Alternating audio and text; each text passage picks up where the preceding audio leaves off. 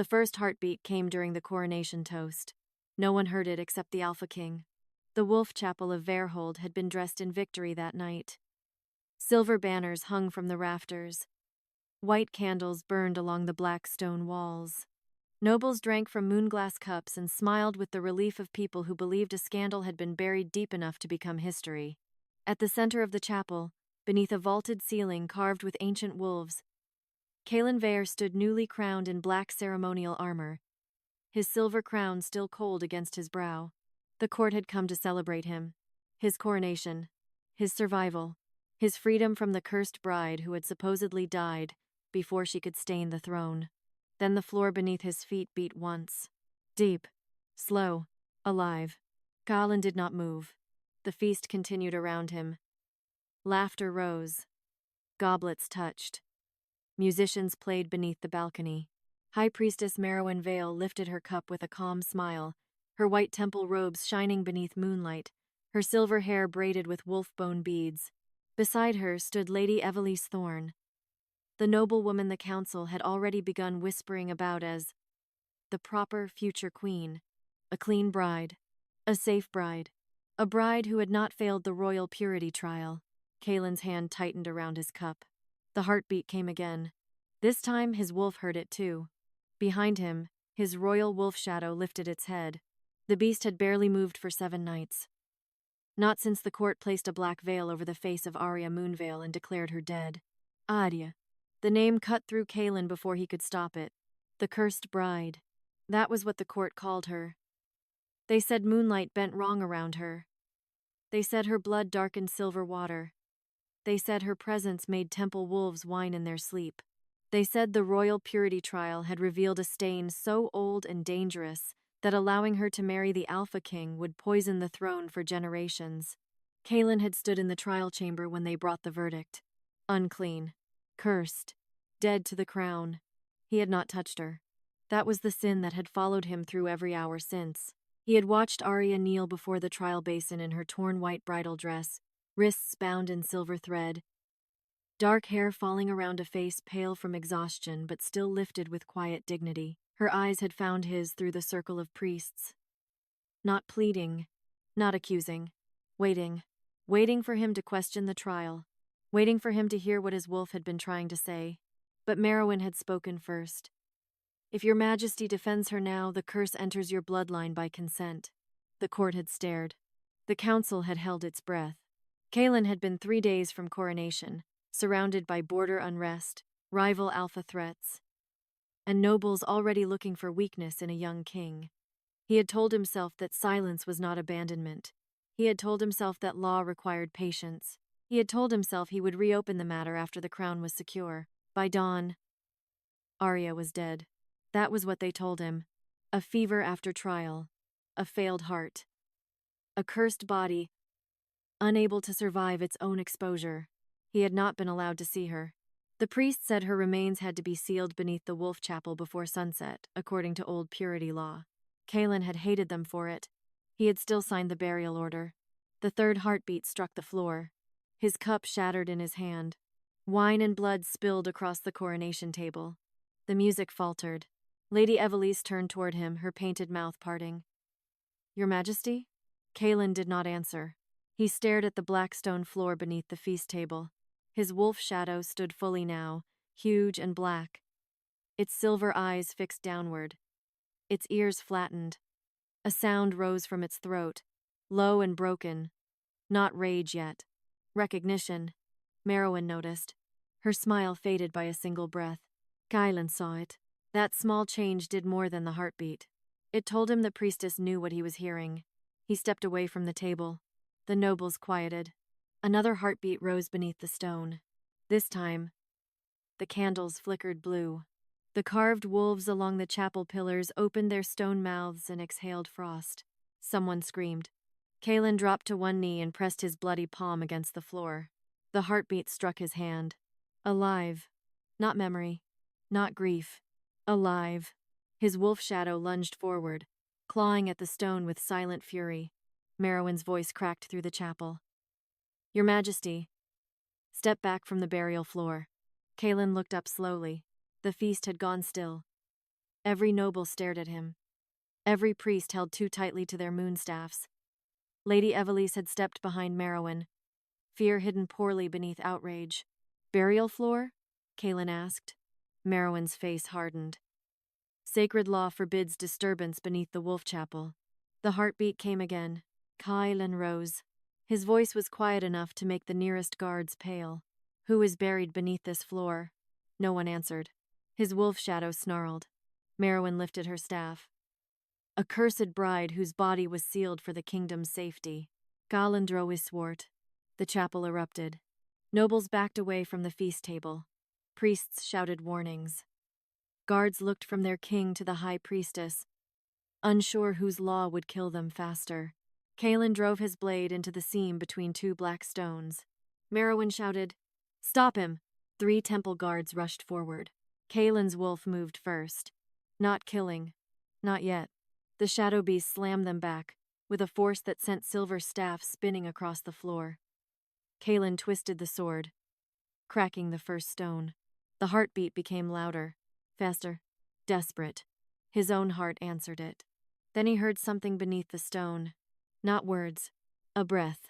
A woman's breath. Thin, buried, fighting. Kaelen dropped the sword and tore at the cracked stone with both hands. "Aria," he said. The name broke from him before the court could stop it. The floor beat again. This time, everyone heard. The nobles recoiled as the black stone pulsed beneath their feet like flesh. Silver dust burst from the seams. The old wolf carvings above the altar began to howl without sound. Kaelen ripped the first slab free. Beneath it lay packed burial ash, then silver thread, then a bridal veil stained with earth. His hands shook. He tore deeper. The priests shouted. Merowyn raised her staff, and moonlight gathered at its tip. But every royal wolf in the chapel turned toward her at once. Not one. All. She froze. Kaelen pulled away the final layer of ash. Beneath the chapel floor, sealed inside a narrow stone chamber, lay Aria Moonvale, still in her wedding dress, still bound in silver thread, still wearing the black burial veil they had placed over her face. Her lips were blue. Her skin was pale as winter. Her wrists were cut from trying to move inside the tomb. But beneath the hollow of her throat, faint and impossible, her pulse beat against the world that had abandoned her. Kaelen reached for her, then stopped. His breath broke. Even now, even here, after all he had failed to do, he remembered what the court had not. "Permission. Aria," he whispered, voice shaking. "Can you hear me?" Her fingers moved once. Barely. Enough. Kaelen bent closer. The entire chapel held its breath. From beneath the black veil, Aria's cracked lips opened. Her voice was almost nothing, but the wolf chapel carried it to every corner. "You let them bury me." The words struck harder than any blade. Kaelen closed his eyes. When he opened them, the Alpha King was gone from his face. Only the man remained. "Yes," he said. "And I will not ask forgiveness before I get you out." His wolf shadow lowered its head into the broken grave and pressed its muzzle beside Aria's hand. The silver thread around her wrists snapped. The chapel floor split wider, and beneath Aria's buried body, something older than the wolf chapel woke and began to howl. Kaelen lifted Aria from the grave beneath the wolf chapel while the whole court watched. No one cheered. No one dared. Burial ash clung to her wedding dress. Silver thread hung broken from her wrists. The black veil still covered half her face, damp with her breath, stained with earth where she had tried to survive in darkness. She weighed almost nothing in his arms, but Kaelen carried her as if the entire throne had become breakable. His wolf shadow walked beside him, enormous and silent, its muzzle lowered near Aria's hand. Every step Kaelen took away from the opened grave made the chapel floor pulse again. Beneath the broken stones, something old howled without sound. The sound did not enter ears. It entered bones. The carved wolves along the chapel pillars shook. Blue flame ran through the candle wicks. Frost spread across the silver altar. Nobles backed toward the walls, clutching their moon-glass cups, their coronation smiles gone. High Priestess Merowyn Veyl stood before the altar, face pale but controlled. Her moonstaff clenched in both hands. "Your Majesty," she said. Put her down.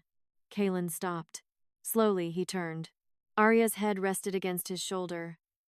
Her eyes were closed, but her pulse still beat weakly beneath the ruined lace at her throat. Kaelen's voice was deadly calm. Say that again. Merowyn lifted her chin. The cursed bride was sealed beneath sacred law. You have broken the Wolf Chapel's purity foundation during your own coronation.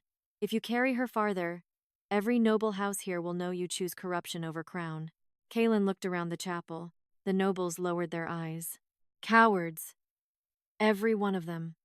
Men and women who had toasted above a living grave because it was easier to believe a priestess than hear a buried woman breathe.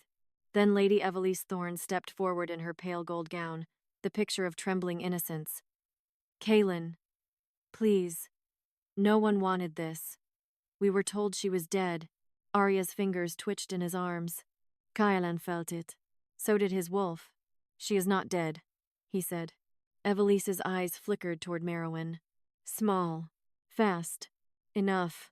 Kaelen saw that too. He carried Aria to the coronation table and swept goblets, plates, and flowers onto the floor with one arm. Silver crashed against stone. He laid her on the dark velvet cloth beneath the shattered feast candles. Bring a healer, he ordered. No one moved. His wolf shadow growled. This time, 3 royal healers ran forward. Merowyn struck her staff once against the floor.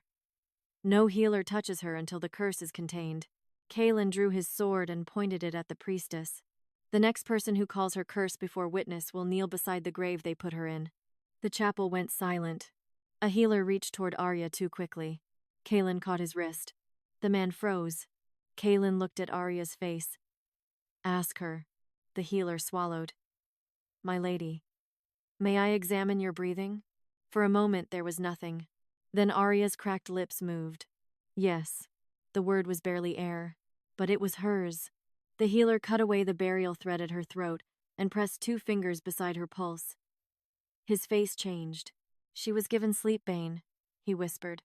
Merowyn's eyes sharpened. Kaelen turned. What? The healer's voice trembled. Not fever. Not curse collapse. Sleep bane. Enough to slow the heart until she appeared dead. Murmurs exploded through the chapel. Aria's eyes opened. They were not as Kaelen remembered. Before the trial, her eyes had been deep blue-gray, quiet and watchful, always carrying more courage than the court deserved. Now something silver moved beneath them, faint as moonlight under ice. She looked at him, not softly, not gratefully, like a woman pulled from death who remembered exactly who had stood above her grave. You signed it, she whispered. The chapel heard. Kaelen did not defend himself. Yes. Merowyn stepped forward quickly. Because the purity trial proved you carried wolf rot. Your blood blackened the basin before witnesses. Aria turned her head toward the priestess. Her voice was broken, but clear enough. The basin was already black. Merowyn's face hardened. Kaelen's wolf shadow lifted its head. Aria breathed through pain. I saw her pour something into it before they brought me in.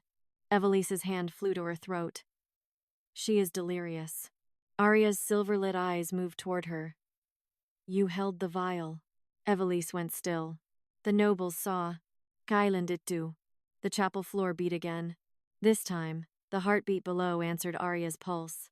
A crack ran from the opened grave to the altar. Beneath the floor, the hidden howl deepened. Kaelen looked at the broken stone. What is under this chapel? Merowyn's voice cut sharp. Old foundations. Aria's fingers curled around the torn edge of the velvet cloth. No. Everyone turned toward her. She swallowed, fighting for breath. Not foundations. Her gaze drifted toward the altar, and the silver light in her eyes strengthened. They buried brides here before me. The court recoiled. Merowyn's lips thinned. Silence. Aria tried to sit up and failed. Kaelen moved to help her, then stopped himself. May I? The question hurt them both. Aria looked at him for a long moment, then gave the smallest nod. He helped her sit. The room blurred for him, the feast, the crown, the nobles, the priestess, the woman who should have become his wife, breathing like broken glass, because he had trusted law over instinct. Aria lifted one trembling hand toward the cracked floor. Under the chapel, she whispered. There are heartstones, the stone answered. Silver light spread through the cracks. Beneath the transparent glow, the court saw them. Rows of narrow tomb chambers beneath the wolf chapel, each sealed with bridal thread, each holding the shadow of a woman in white. Not one cursed bride. Many? Aria's voice shook. They did not bury me because I was cursed. The shadows under the floor lifted their heads. They buried me because I survived the trial. The words did not echo. They sank. Every noble in the wolf chapel looked down through the silver-lit cracks in the floor and saw the hidden tombs beneath their polished shoes. Rows of narrow stone chambers, bridal veils, bound wrists. White dresses turned gray with burial ash. Women sealed beneath sacred stone while the court above them prayed, feasted, married, crowned, and pretended purity had been preserved.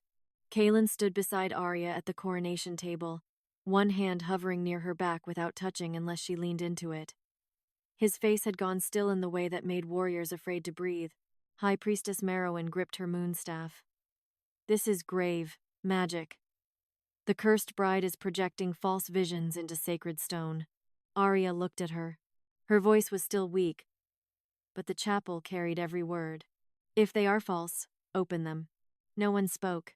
That silence condemned the priestess more than panic would have. Kaelen turned toward the nearest guards. Bring crowbars, hammers, iron wedges. Merowyn's eyes flashed. No tool may break chapel floor without temple sanction. Kaelen lifted his sword.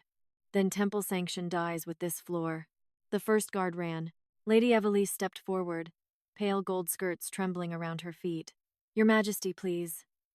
Think of what this means. If the court sees old bridal tombs beneath the chapel, every marriage law in Veyrhold will be questioned. Kaelen looked at her. Good. Evelise faltered. Aria's fingers tightened in the velvet cloth. Kaelen heard the small movement and turned back. What is it? Aria's gaze remained on Evelise. Ask her why she knew where to stand during my trial. Evelise's face drained. Merowyn snapped. Enough. The chapel floor beat again.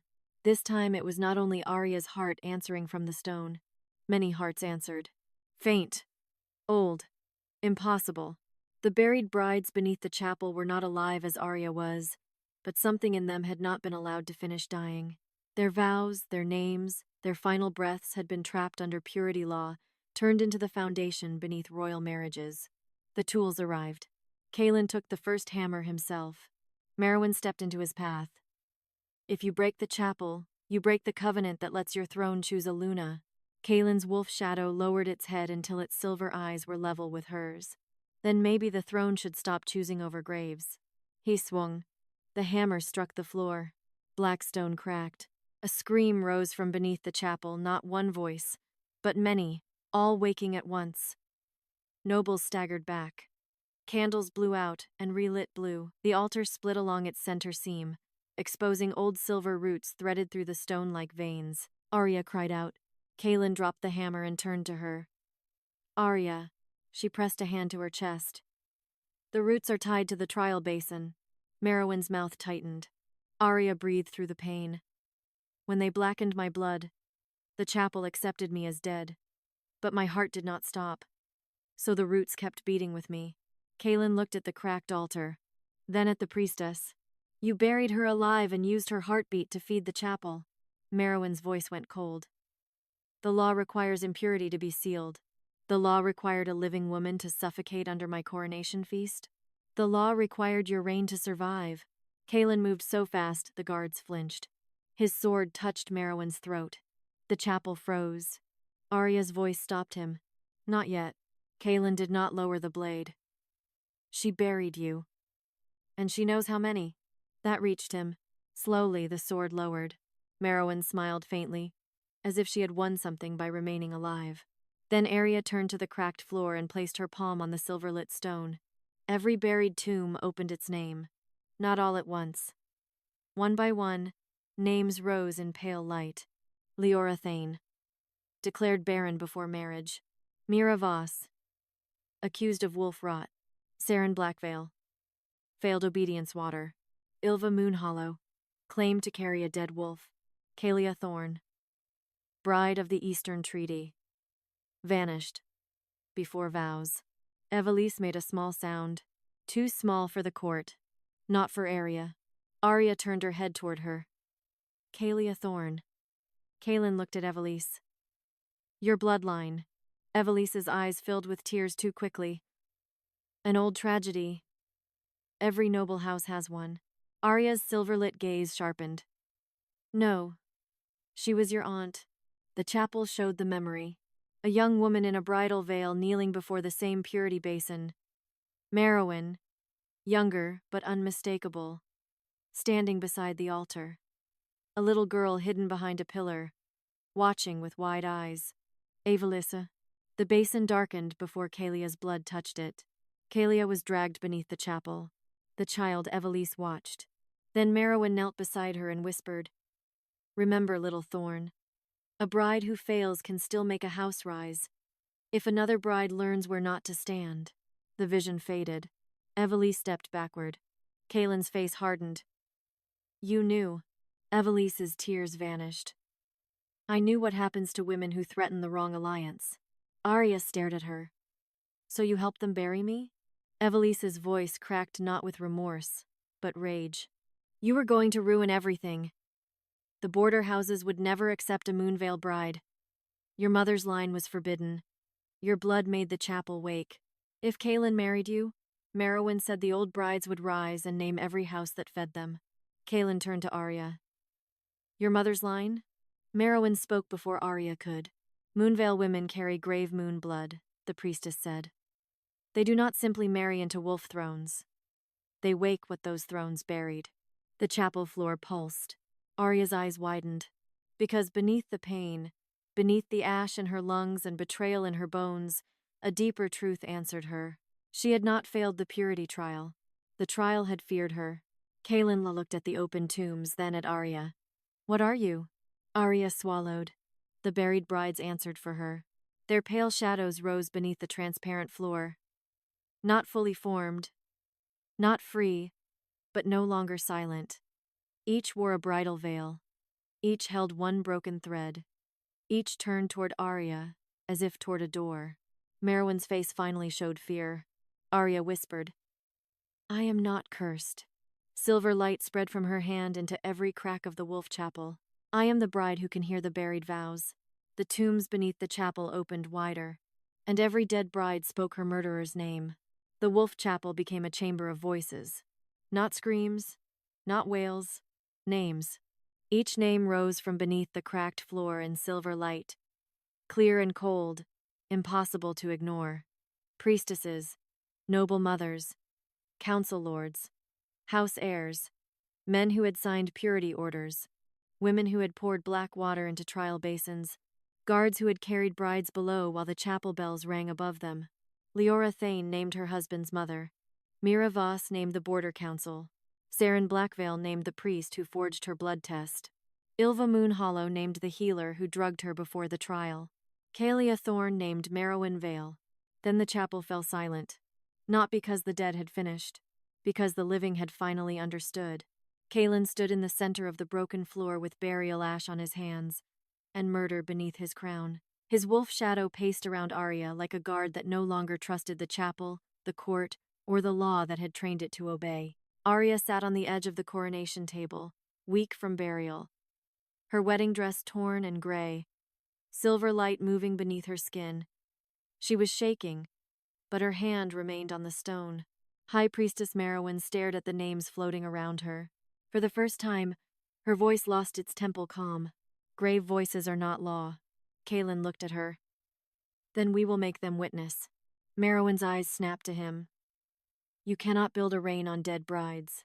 No, Aria whispered. You built yours on them. The words cut cleanly.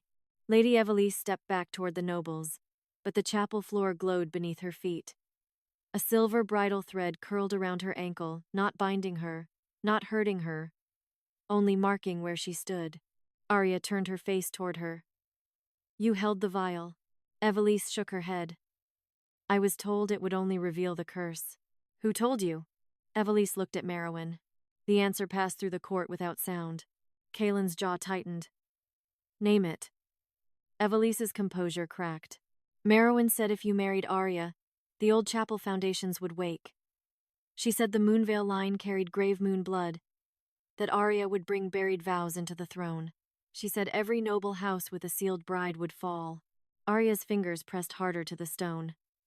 So, you chose to help bury me. Evelise's eyes filled with panic. I chose my house. Kaelia Thorne's ghost rose beneath the floor between them. Pale and veiled, Evelise stopped breathing. The dead bride lifted one transparent hand toward her niece, not in forgiveness, not in rage, but in witness. Evelise collapsed to her knees. I held the vial, she whispered. I gave it to the priestess before the trial. I watched them pour it into the basin. Merowyn struck her staff against the floor. Weak child. The chapel answered violently. The silver roots beneath the altar surged upward, cracking through stone. They wrapped around Merowyn's staff and split it in two. Blue fire burst from the broken wood, revealing a hidden blade inside the priestess's sacred staff, blackened with old burial ash. Kaelen stared at it. What is that? Aria listened to the brides beneath her. Her face went pale. A vow cutter. Merowyn lunged for the blade. Kaelen moved first.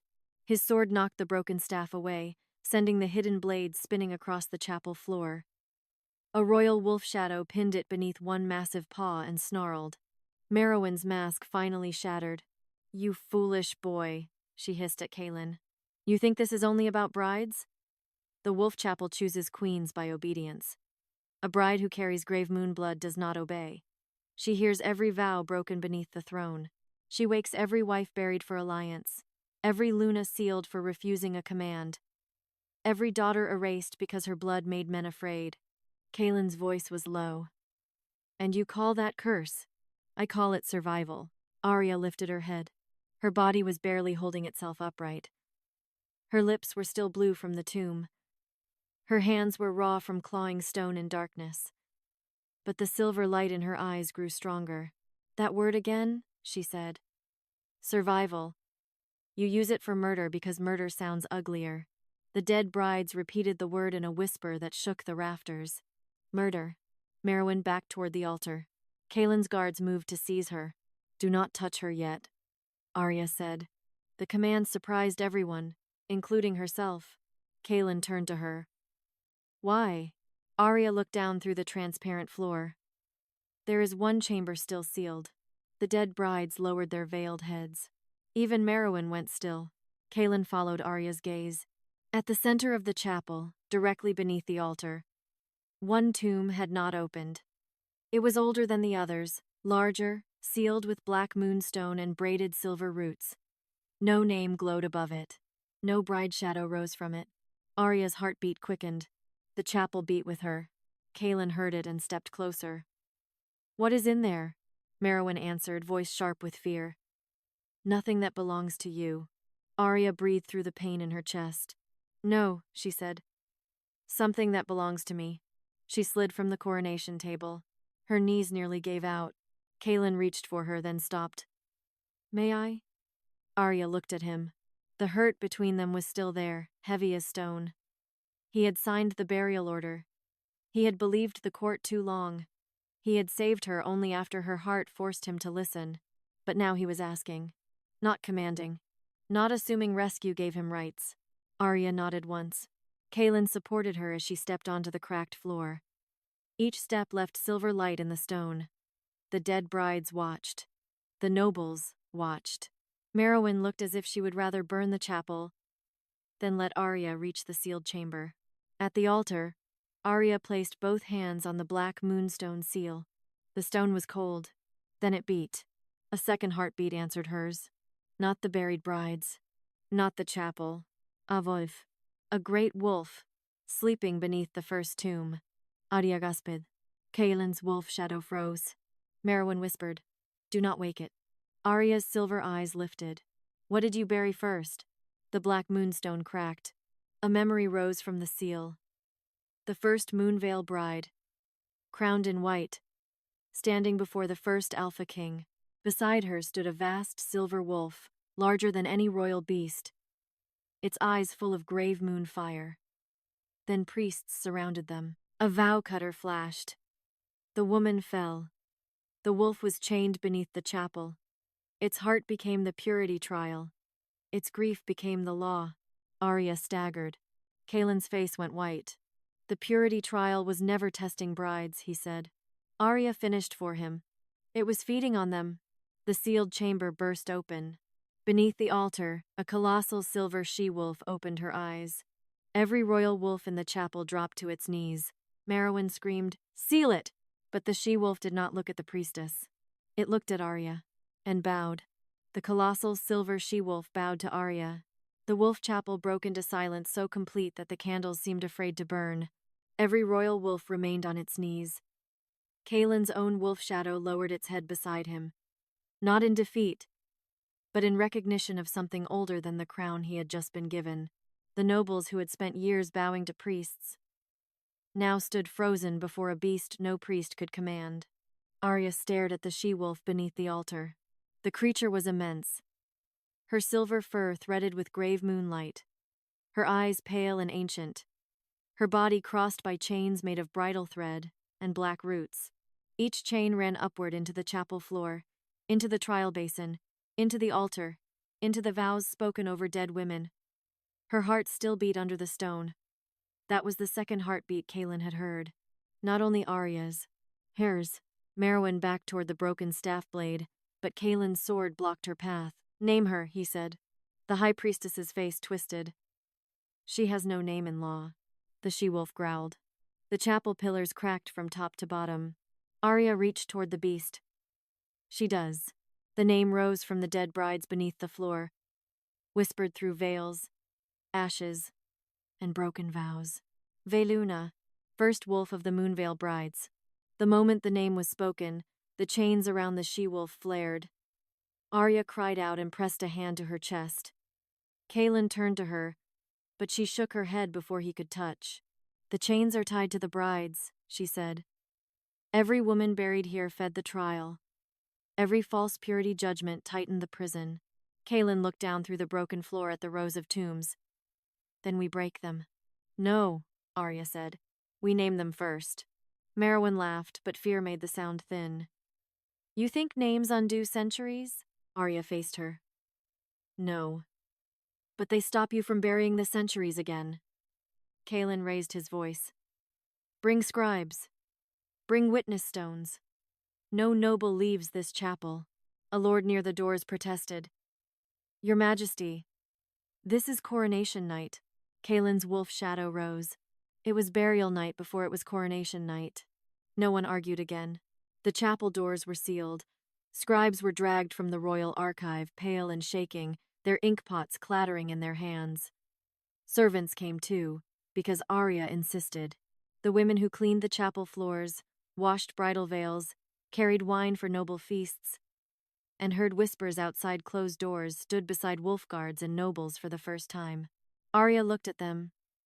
"You will hear what was hidden under the place you were forced to keep beautiful." One servant woman began to cry. The first tomb was opened fully. Leorathane's chamber contained a bridal ring, a strip of torn veil, and a small carved wolf toy. Her shadow rose above the stone, pale and calm, and named the noble mother who had ordered her sealed after she refused to sign away her unborn daughter's inheritance. The second tomb opened. Miravos named the border council that declared her blood rotten after she learned they were selling wolf cubs to rival packs. The third. Saren Blackveil named the priest who blackened her trial basin because her wolf had chosen her over the Alpha's chosen alliance. One by one, names became records. With each truth spoken, one chain fell from Veyluna's body. Merowyn stood rigid beside the altar, guarded by Kaelen's wolves. Evelise knelt near Kaelia Thorne's tomb, shaking so hard her jewels clicked against one another. When Kaelia's chamber opened fully, the dead bride did not curse her niece. She only held out a transparent hand. Evelisa broke. "My mother knew," she whispered. "My grandmother knew." House Thorne traded Kaelia's silence for a council seat. Kaelen's face hardened. "Name every living Thorne who carried that bargain." Evelise looked at Aria. Aria's expression did not soften. "Names first. Mercy later." Evelise began to speak. The chapel listened until dawn stained the windows gray. By then, 37 buried brides had been named. 37 false purity trials. 37 families who had accepted silence because marriage law favored the living, who lied over the dead who could not testify. But the oldest chamber beneath Veyluna remained sealed. Aria stood before it, trembling with exhaustion. The healers had begged her to rest. Kaelen had not begged, but she could hear the restraint in his silence. He wanted to order everyone away from her. He did not. That was why she kept standing. Veyluna lifted her chained head and looked at Aria. Not with command. With grief. Aria touched the final seal. A vision opened. The first Moonvale bride stood in this chapel centuries ago. Alive and radiant. Her silver wolf beside her. The first Alpha King loved her. But the priests feared what she carried. A bond that made vows answer to truth. A Moonvale bride could hear every broken promise. She could tell whether a king meant protection or possession when he spoke before the altar. So the priests created the purity trial, not to find corruption, to remove brides who could expose it. The vision shifted. The first bride was cut down with the vow cutter. Veyluna lunged to save her, but the priests chained the she-wolf beneath the altar. They turned her heartbeat into the trial basin. From that day forward, any bride with grave moon blood would wake the wolf and be declared cursed before she could become queen. Aria pulled her hand back, shaking. Kaelen's voice was low. The trial was made for your bloodline. Yes. Merowyn lifted her chin. And for good reason. A queen who hears broken vows would make ruling impossible. Aria turned slowly toward her. Only for liars, the dead brides whispered. Only for liars. The final seal cracked. Veyluna rose. The chapel floor split open around the altar as the enormous she-wolf climbed from the burial chamber, chains dragging behind her like dead laws. She stood over the court, silver fur glowing, grave moon fire burning in her eyes. Every living wolf lowered itself flat to the floor. Merowyn fell to her knees not from worship, but fear. Veyluna stepped toward Aria. Kaelen's body tensed. Aria felt it. Do not. He stopped. The she-wolf lowered her massive head until her forehead touched Aria's. Silver light passed between them. Aria saw every vow buried beneath the chapel. Every bride who had said no and been recorded as cursed. Every Luna who had refused obedience and been called impure. Every daughter born with grave moon blood and hidden before she could hear the altar speak. Then she saw herself. In the trial chamber. The basin blackened before her blood touched it. Kaelen standing there, silent. Merowyn smiling. Evelise holding the empty vial. Priests writing dead before Aria stopped breathing. The vision ended. Aria opened her eyes. Kaelen stood before her. Guilt stripped bare across his face. You knew enough to doubt, she said. He did not defend himself. Yes. You waited for a safer time. Yes. And I was buried in the time you waited. His jaw tightened as if the words had cut through bone. Yes. The court watched them. The dead brides watched them. Veyluna watched most of all. Kaelen lowered his sword and placed it on the broken chapel floor between them. I will not ask forgiveness while the grave is still open, he said. I will give witness first. Aria looked at the sword, then at him. It was not enough, but it was not nothing. Behind them, Merowyn lunged for the vow cutter. Evelise screamed. Kaelen turned, but Aria was closer. Veyluna's light moved through her. Aria lifted one hand. The vow cutter froze in the air inches from Merowyn's fingers. The dead bride spoke as one. No more. The blade cracked down the center. Merowyn stared as the sacred weapon broke into ash. Aria swayed. Kaelen caught one step and stopped. Aria. This time she reached for his arm. Only then did he hold her steady. Veyluna stood over the broken vow cutter and howled. The sound tore through Veyrhold. Every chapel bell in the kingdom answered. And beneath every wolf chapel built from buried vows, the dead brides began to wake. Every chapel bell in Veyrhold answered Veyluna's howl. The sound rolled across the kingdom before the sun had fully risen. In distant villages, brides woke from nightmares with their hands pressed to their throats. In noble houses, old marriage contracts split down the center. In temple vaults, sealed bridal records began to bleed silver light through locked chests. And beneath wolf chapels from the borderlands to the capital, The dead brides stirred in their forgotten chambers. The court heard it. So did Merowyn. The high priestess stood in the broken wolf chapel with ash from the vow cutter scattered at her feet, and for the first time, she looked truly afraid. Not because one grave had opened, because all of them had heard. Aria leaned against Kaelen's arm, her strength nearly gone. Veyluna's light still moved beneath her skin, silver and faint, like moonfire trapped under ice. The dead brides remained visible beneath the transparent cracks in the chapel floor. Veiled faces lifted, waiting. Kaelen looked toward the sealed doors. How many chapels? Merowyn said nothing. Veyluna growled. The broken altars shook. Kaelen stepped closer to the priestess. How many? Merowyn's lips thinned. Every royal chapel, every border chapel, every house chapel, built under purity law. A wave of horror moved through the room. Kaelen turned slowly, taking in the nobles, the priests, the frightened servants, the awakened tombs beneath their feet. You buried brides across the kingdom. Merowyn lifted her chin. We protected the crown from women who could unmake alliances with a word. Aria's voice was hoarse. You mean women who could tell when vows were lies? The priestess's eyes cut to her. Do not mistake your blood for virtue.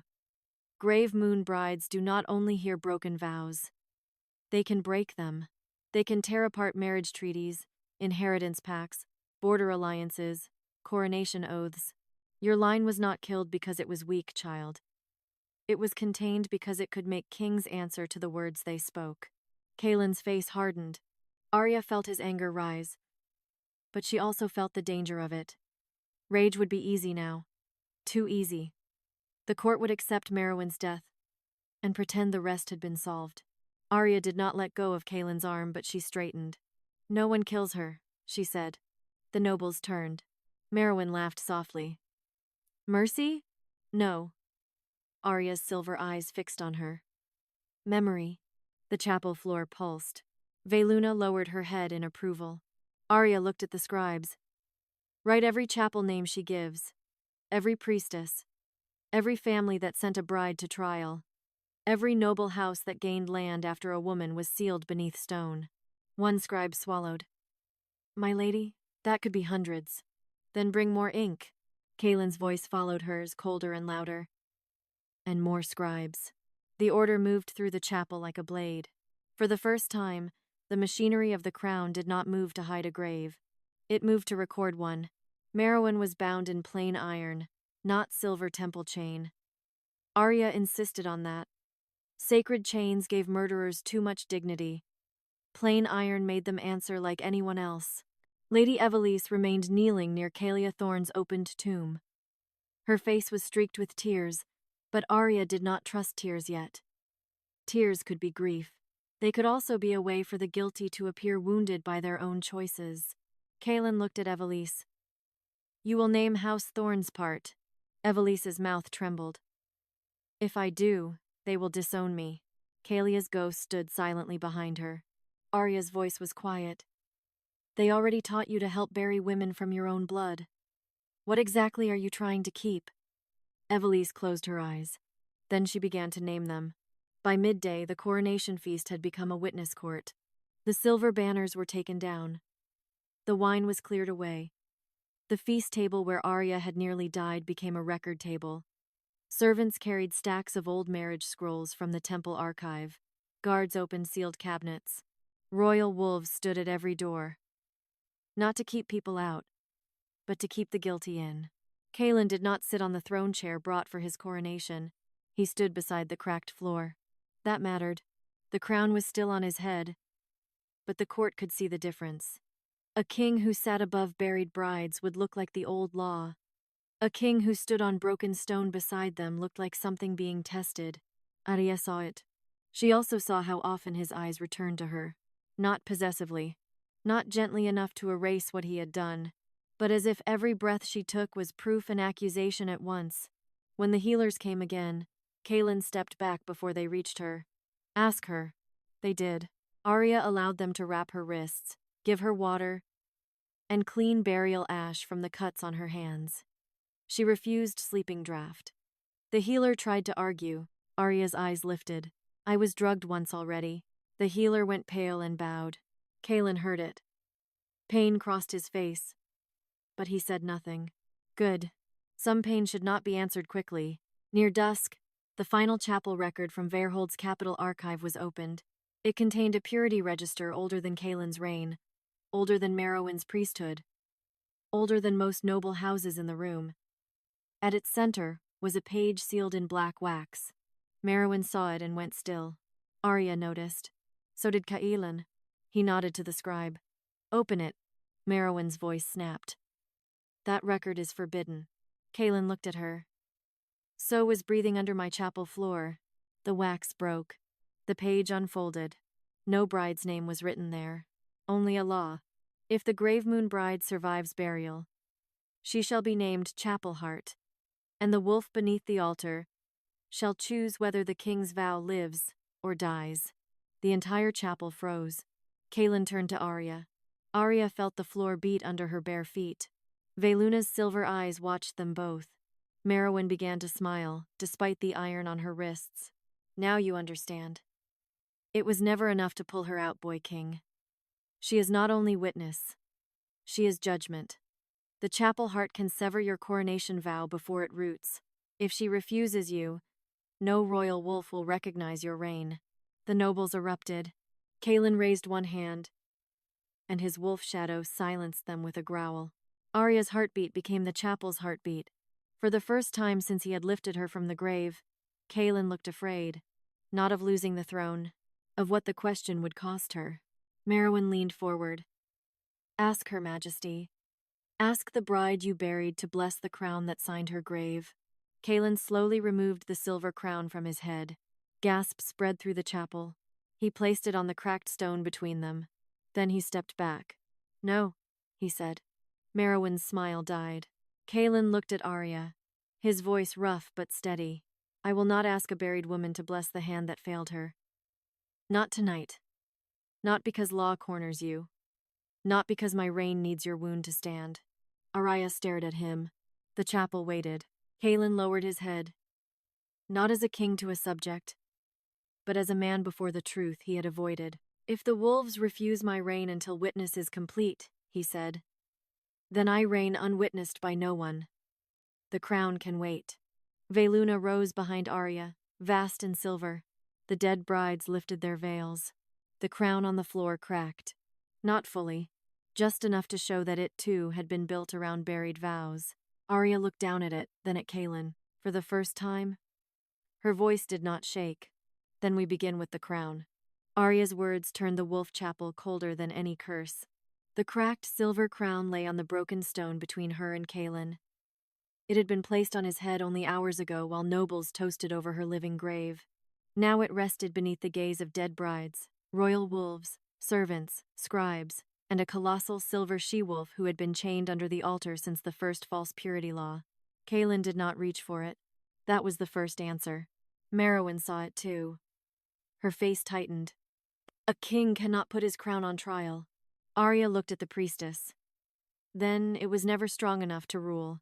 A murmur moved through the nobles. Fear, outrage, calculation.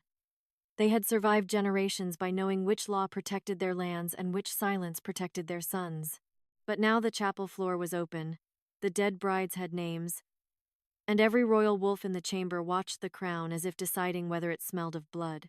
Kaelen turned to the scribes. Write this. The coronation vow is suspended until the crown is witnessed. One elder lord stepped forward. Your Majesty, without a completed coronation vow, rival alphas may challenge your rule before moonrise. Kaelen's jaw tightened. Aria heard the threat beneath the warning. Not concern for the kingdom. Opportunity. Kaelen heard it too. Then let them challenge a crown in witness, he said. I will not secure my reign with a bride's buried heartbeat. Veyluna lowered her massive head toward the crown. The silver crack widened. From within it rose a thin black thread, then another, then dozens old vow threads twisted into the metal. They stretched from the crown into the open tombs below, into the altar, into the purity basin, into old marriage contracts stacked on the record table. Aria's breath caught. The crown had not merely benefited from the buried brides. It had fed from them. Kaelen stared at the threads with a look so raw the court looked away from him. He did not. Cut them, he said. Merowyn laughed softly. Only the chapel heart can cut them. And every thread she severs takes a vow with it. Land treaties, border alliances, noble marriages, pack loyalties. You will unmake half the kingdom because a girl in a torn wedding dress is angry. Aria's fingers curled at her sides. Angry, as if anger were the ugliest thing in the chapel. As if being buried alive should have made her graceful. The dead brides whispered beneath her feet. Kaelen stepped toward Merowyn. Say that again, and I will let every woman under this floor answer you. Merowyn's mouth closed. Aria looked at the vow threads. She could hear them now. Not voices exactly. Promises. Some honest. Some frightened. Some spoken by girls too young to understand that marriage could become a cage. Some spoken by men who meant protection. Some by men who meant ownership. Not every vow was rotten. That made the work harder. Aria placed her hand above the crown, not touching yet. Veyluna's heartbeat matched hers. I will not break every vow, she said. Only the false ones. Merowyn's eyes sharpened. You cannot know the difference. Aria looked at the dead brides beneath the floor. They can. The first bride shadow rose. Leora Thane stepped through the crack in pale bridal light and placed her transparent hand over one black thread. This vow was spoken to steal my daughter's inheritance. The thread turned ash. The crown shuddered. Miravos touched another. This vow was signed after my blood was declared rotten by men who sold wolf cubs. Ash. Saren Blackveil touched a third. This vow named obedience as purity. Ash. One by one, the dead brides came forward. They did not destroy every marriage. They named the ones built on burial, fraud, stolen land, forced silence, and false purity verdicts. Each time a rotten thread burned away, someone in the court flinched. A noble mother fainted. A council lord tried to leave. Royal wolves blocked the doors. Evelise named House Thorn's bargain herself. Her voice broke twice, but she did not stop. When she finished, Kaelia Thorne's ghost placed one pale hand over her niece's bowed head. Not forgiveness yet, but acknowledgement. That was all Evelise deserved for now. By midnight, the crown looked different. Lighter, damaged, less beautiful, more honest. But one thread remained. It was thicker than the others, black at the root and silver at the surface. It ran not to a tomb, not to a noble contract, but directly into the old purity basin. Aria stepped toward it. Merowyn whispered, Do not touch that. Kaelen's wolf shadow snarled. Aria looked at the priestess. What is it? Merowyn said nothing. Veyluna answered with a low growl that turned into memory. The chapel vanished. Aria saw the first purity trial. The first Moonvale bride bleeding into clear water. The priests panicking because the basin did not judge her. It reflected them. Their lies. Their fear. Their hunger for a queen who would obey. So they cut Veyluna's heart shadow and bound it into the basin, twisting witness into judgment. From that day forward, the basin did not reveal purity. It revealed threat. Any bride who could expose the throne was declared cursed. Any woman who could hear broken vows was named unclean. Any Luna whose wolf refused a political match was sealed away. Aria returned to the chapel with a gasp. The purity basin is false, she said. The court fell silent. Kaelen looked at the basin near the altar. All of it? All of it. Merowyn's face went hard. Without the basin, any woman could claim worthiness. Aria turned toward her. Yes. The simplicity of the answer struck the court harder than accusation. Kaelen drew his sword and walked to the basin. Aria stopped him. No. He paused instantly. She stepped beside him. It judged women. A woman should end it. Kaelen lowered the sword and offered the hilt to her. Aria looked at it, then shook her head. No blade. She placed both hands on the basin's rim. The silver water inside turned black. The old law fought her. It surged up through the stone, searching for shame, fear, obedience, anything it could use to name her cursed again. It found the tomb, the darkness, her nails breaking against stone. Kaelen's silence. For one moment, Aria nearly fell. Then Veyluna pressed her great silver muzzle against Aria's back. The dead brides lifted their voices. Not names this time. Vows. I refused. I remembered. I witnessed. I was alive. Aria opened her eyes. Silver light flooded the basin. I reject every trial that calls fear purity, she said. The basin cracked.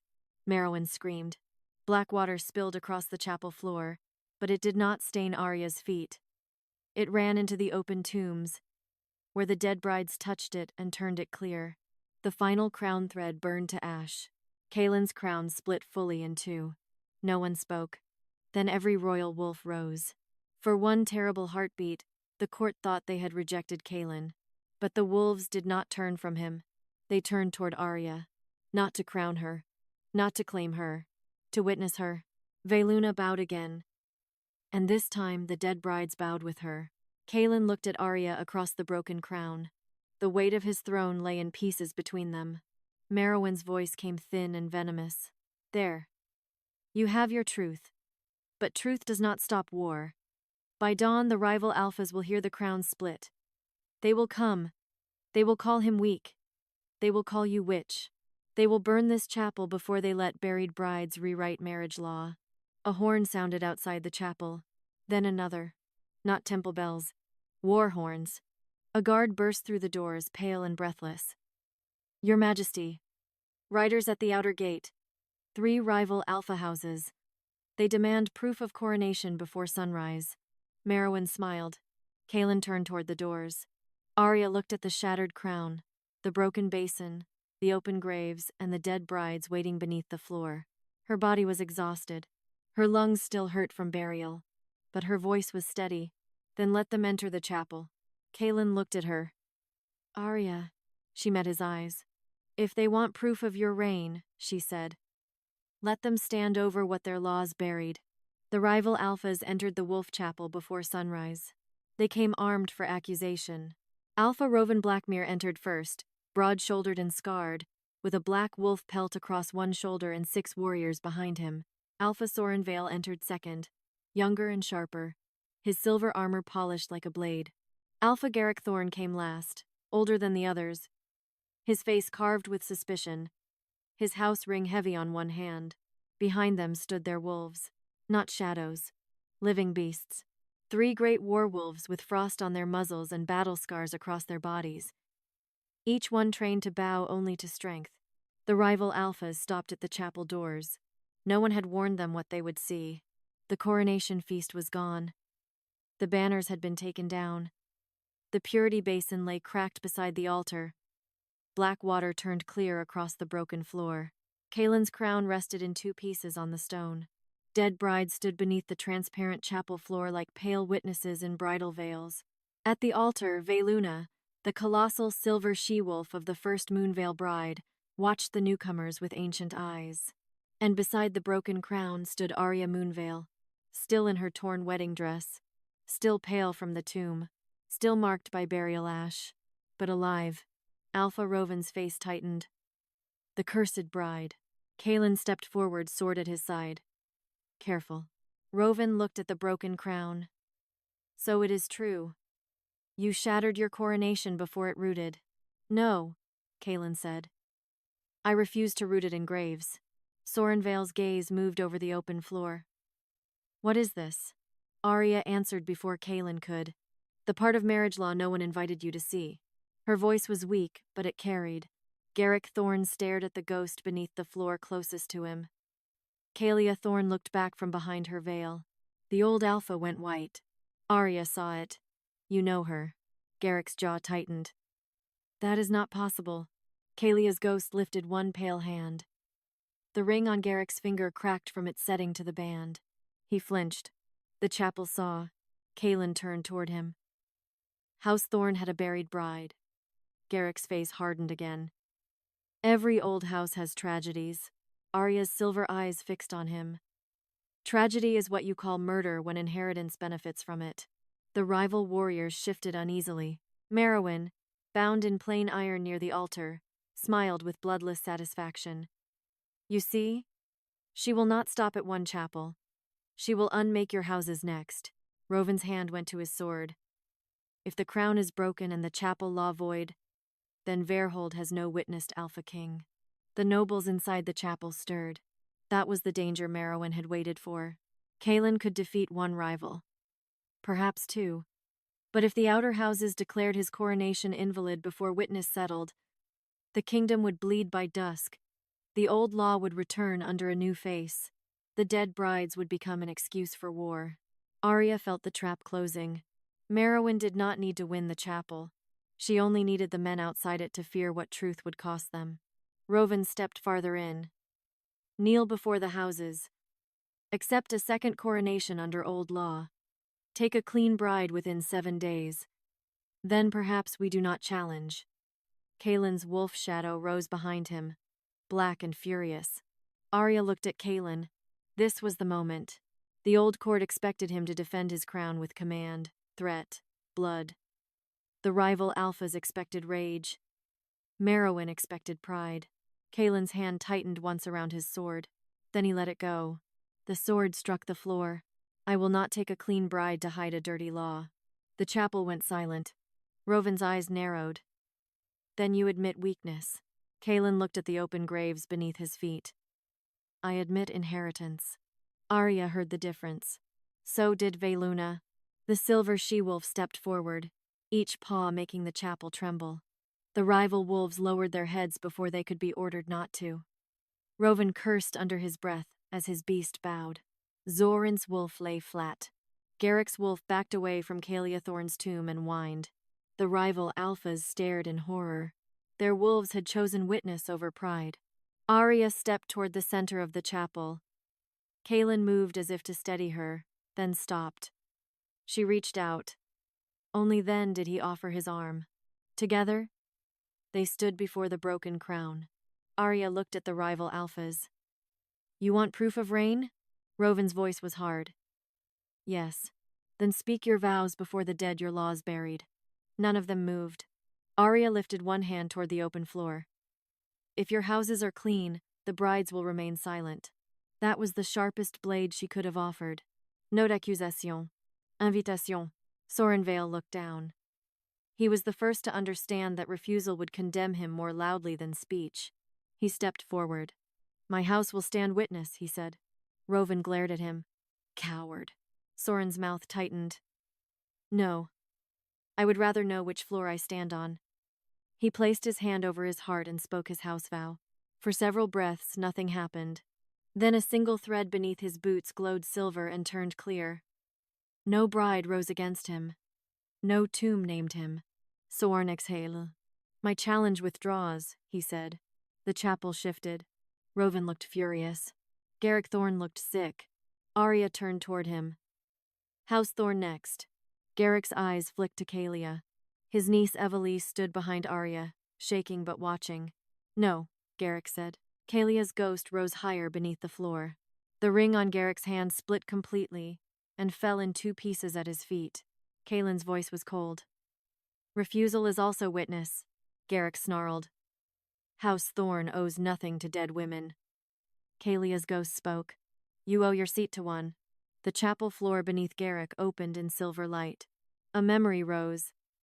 Kaelia dragged from the trial chamber, still alive, still calling her brother's name. Garrick Younger, standing behind Merowyn, accepting a sealed treaty that transferred Kaelia's inheritance to him after her cursed death. The warriors behind Garrick stepped back. Evelise covered her mouth. Garrick drew his sword. Witchcraft. Kaelen moved first. Steel rang. Garrick's sword flew from his hand and skidded into a crack in the chapel floor. A dead bride's hand rose and pulled it under. Kaelen stood with his blade at Garrick's throat. You entered my chapel demanding proof. You have given it. Rovan Blackmere saw his chance slipping and lunged toward the broken crown. If he will not wear it, I will. Veyluna moved. The silver she-wolf struck the floor with one paw. Rovan froze as bridal threads rose around him, not binding his body, but exposing his shadow. In it appeared 3 women. A border bride, a servant Luna, and a wolf healer, all silenced under Blackmere purity claims. Rovan's own wolf turned its back on him. That broke him more than chains. He dropped to one knee, shaking with rage. Aria looked at the 3 rival alphas. One withdrew. Two stand accused. Kaelen turned to the guards. Bind Garrick Thorne and Rovan Blackmere under witness. Their houses will answer before this chapel. Merowyn screamed. You are letting the dead rule the living. Aria faced her. No, we are finally letting the dead testify. The dead brides lifted their veils. Veyluna lowered her head over the broken crown. Kaelen looked at Aria, then at the rival houses kneeling or silent before the opened floor. What now? He asked. Aria looked at the crown split in two. The answer frightened her, but not as much as the old law. Now, she said, we make a new vow where the old one broke. Kaelin's eyes held hers, not asking her to bless him, not asking her to forget. Waiting for the terms, Aria stepped to the broken crown and placed one hand above it. I will not restore this crown, she said, until every buried bride is named, every purity trial is reopened, and every marriage vow in Veyrhold can be refused without a grave beneath it. The chapel answered with silver light. Kaelen placed his hand near hers, not touching. Then my reign waits there too. Merowyn closed her eyes, defeated not by death but by the thing she feared most. A bride who survived long enough to set terms. That was what finally frightened the chapel more than ghosts. Not Veyluna's silver fire. Not the dead brides beneath the floor. Not the broken purity basin, or the shattered crown. Those things could be called miracles, curses, witchcraft, omens. Anything powerful men used when truth became too difficult to answer. But terms were different. Terms meant Aria was not a victim waiting to be pitied. Terms meant she was not grateful enough to be quiet. Terms meant the woman they had buried beneath the wolf chapel had come back with the one thing no grave had managed to kill. A voice. Kaelen stood across the broken crown from her, his hand near hers but not touching. The distance between their fingers looked small to the court. To Aria, it was the width of everything that had happened. The trial chamber, his silence, the burial order, the dark beneath the chapel, her nails breaking against stone, his hands lifting her out only after her heartbeat forced the world to listen. He could not cross that distance because he was king. He could only wait until she chose whether it could ever be crossed. Merowyn Vale knelt in plain iron beside the altar, her face pale with rage.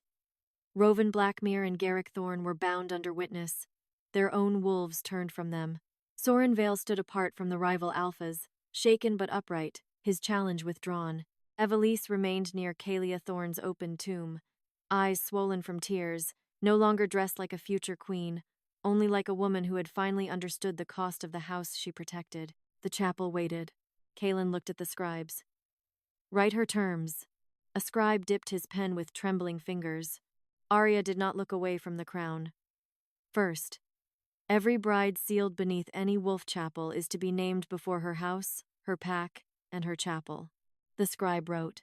Second, every purity trial is suspended.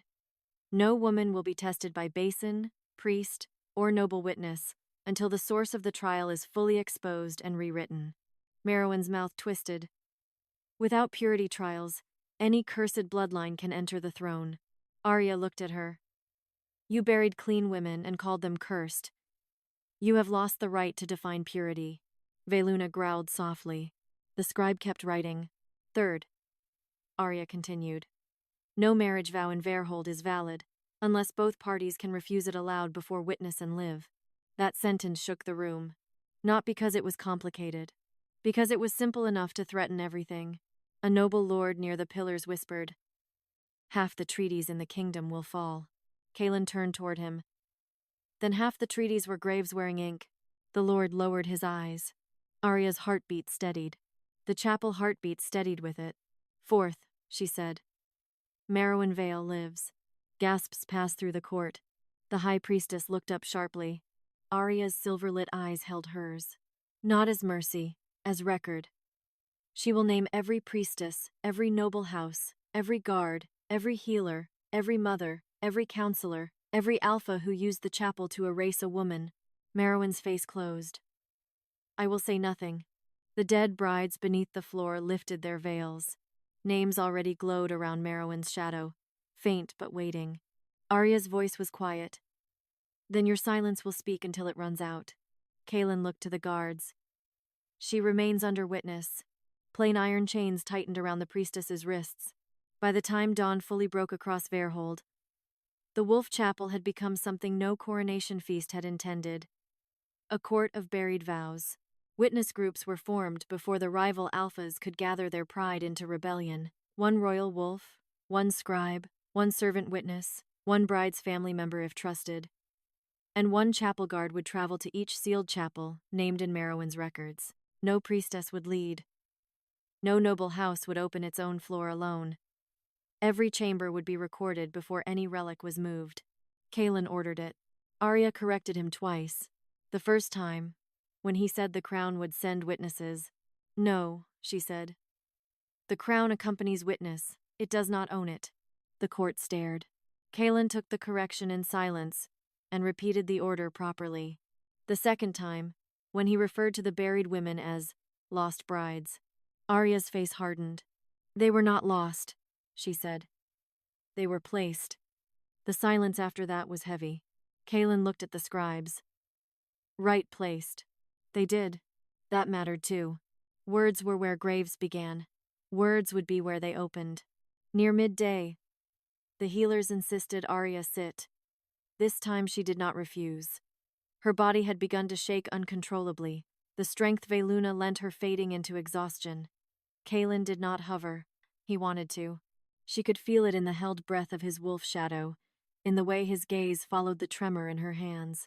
But he stayed several paces away while the healers asked before touching, asked before cleaning, asked before offering water. When they finished, Aria sat beneath the cracked altar wrapped in a dark cloak, her wedding dress still visible beneath it, not hidden. She would not let them hide what had been done to her. Veyluna lay beside the opened altar, her silver body curled around the first chamber. The dead brides remained visible beneath the floor, dimmer in daylight but not gone. Some looked peaceful, others did not. Aria was glad of that. Peace should not be demanded from the dead just because the living were uncomfortable with rage. Kaelen approached only after the healers withdrew. He stopped at a respectful distance. May I sit? Aria looked at him for a long moment, then nodded. He sat on the broken stone beside her, not touching, crownless, armor streaked with burial ash. Without the crown, he looked younger. Not softer. Kaelen would never be soft in the way songs made kings soft. But stripped of ceremony, he looked less like the law that had failed her, and more like the man crushed beneath the weight of realizing he had helped it. For a while neither spoke. The chapel around them moved with quiet urgency, scribes writing, guards sealing records, servants carrying water to witnesses, wolves standing near opened graves, nobles whispering as their houses began to crack. Kaelen finally said, I should have opened the trial the moment your blood darkened the basin before you touched it. Yes, I should have demanded to see your body. Yes, I should have listened to my wolf. Aria turned her face slightly toward him. Yes. He closed his eyes. She did not soften the truth to comfort him. She had been buried under the cost of his hesitation. The least he could do was hear its name. When he opened his eyes again, they were raw. I will spend the rest of my reign answering for that. No, Aria said. He looked at her. You will spend it answering for every grave. Not only mine. His throat moved. Then he bowed his head. Yes. Veyluna lifted one ear, as if approving the answer. Aria leaned back against the broken altar stone, exhausted. Do not make my grave the center of your guilt. That becomes another kind of crown. Kaelen absorbed that slowly. Then he nodded. Outside, the first witness horn sounded. A group had returned sooner than expected from a small chapel within the capital walls. They carried no bodies, only records. 7 bridal threads, 3 false purity orders, and 1 living woman found locked in a preparation chamber, drugged for trial before sunset. Living. The word passed through the chapel like a hand over flame. Aria stood too quickly. Pain caught her. Kaelen rose but did not touch until she reached for him. She gripped his arm, breath shallow. Bring her here. The woman was carried in minutes later. She was young, no older than 20, with dark skin, cropped black hair, and a bridal shift that had never reached the altar. Her eyes were open but unfocused from temple draft. A silver thread had already been tied around one wrist. Aria stepped toward her. The chapel held its breath. The young woman looked at Aria's torn wedding dress, then at the broken floor, then at Veyluna. "Am I dead?" she whispered. Aria knelt in front of her. "No." The woman began to shake. Aria held out her hand, palm up, not touching. "What is your name?" The woman stared at her for a long moment before answering. "Nirisavale." At the sound of her own name, the silver thread around her wrist loosened and fell. The dead brides beneath the floor whispered. One saved. It was not enough. It was everything.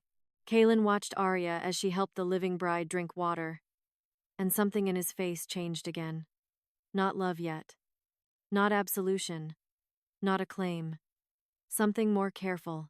Devotion learning humility. Merowyn saw it and smiled faintly from her chains. "You think this saves you?" she asked Kaelen.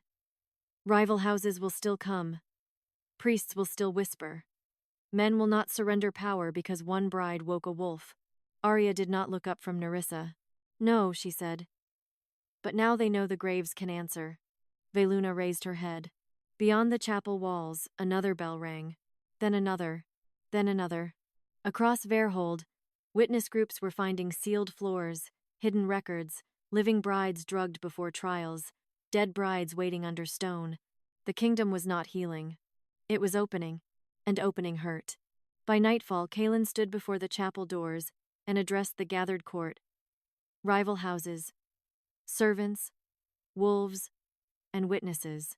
"The coronation remains suspended," he said. "The crown remains broken, until every chapel in Veyrhold is opened under witness. No Alpha King will claim a completed vow above buried brides." The nobles trembled. The wolves did not. Aria stood beside Veyluna, not beside Kaelen.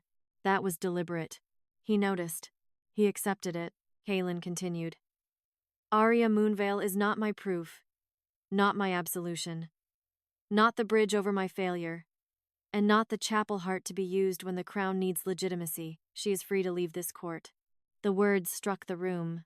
Aria looked at him. He did not look away. "If she stays," he said, "it will be by her choice, under her terms, and with the right to refuse me, my crown, and every vow placed before her." The chapel waited for Aria. She thought of the tomb, the darkness, the heartbeat, the dead brides, the living woman now sleeping under guard with her own name restored. She thought of Kaelen's silence in the trial chamber, then his hands tearing through stone, his crown placed on the floor, his willingness to be corrected in front of nobles who would use every weakness against him. "Not enough, but real." "I stay," Aria said, "until every bride is named, every living woman is found, and no vow in Veyrhold can become a grave." Kaelen bowed his head. "And after?" he asked quietly. Aria touched the scar on her wrist where the silver burial thread had cut deep. "After," she said, "you may ask me again." Veyluna howled softly beneath the moon. The dead brides answered. And under the wolf chapel, no heart beat alone anymore. By morning, the first list of open chapels stretched across the record table like a map of buried women. Not Ella Veyrhold. Not yet. But enough. Enough to prove Merowyn had not acted alone.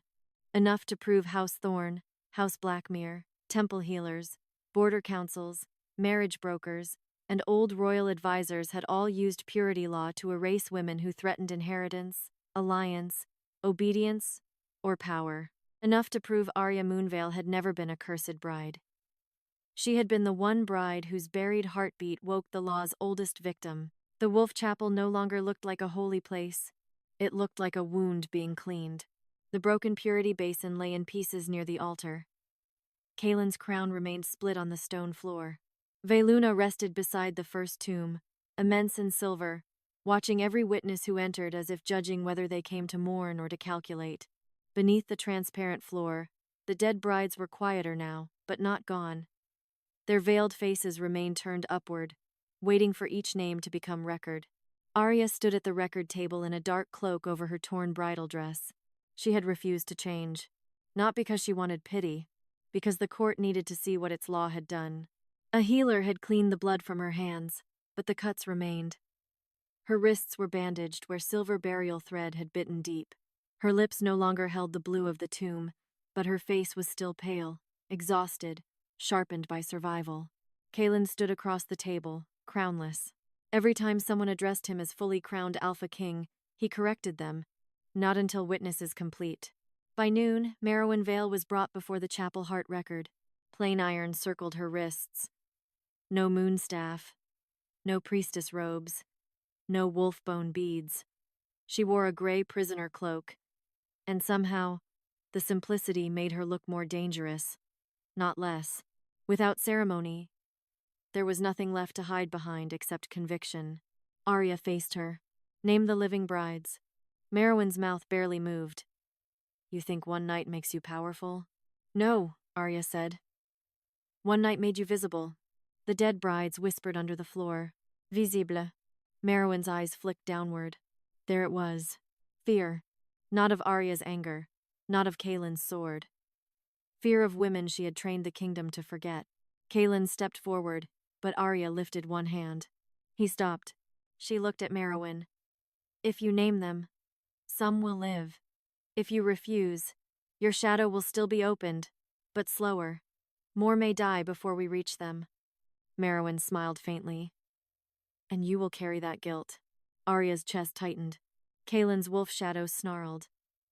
But Aria did not look away. No, she said quietly. The guilt remains yours. The grief may reach me. That is different. For the first time, Heroine had no answer ready. Veyluna rose.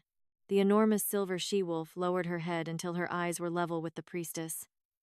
Moonfire moved in her fur. Every chain scar across her body glowed. Heroine's face drained.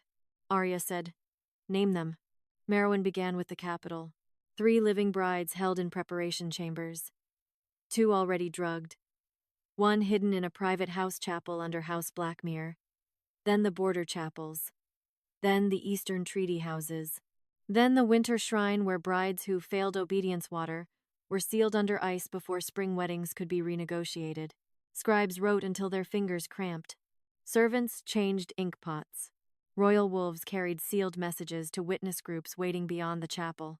Kaelen listened to every name. He did not speak over Aria. He did not make the moment his. That too became record. By dusk, 11 living women had been found. 11. Some carried from locked chambers. Some from shallow bridal tombs. 1 from beneath a chapel floor, where her heartbeat had already slowed so much that the healer wept while counting it. Nerissa Vale, the first living bride rescued after Aria, sat awake now beneath a blanket, helping another woman drink water with trembling hands. Aria watched them and felt something inside her fracture again. Not from pain this time. From scale, her suffering had felt infinite under the chapel floor.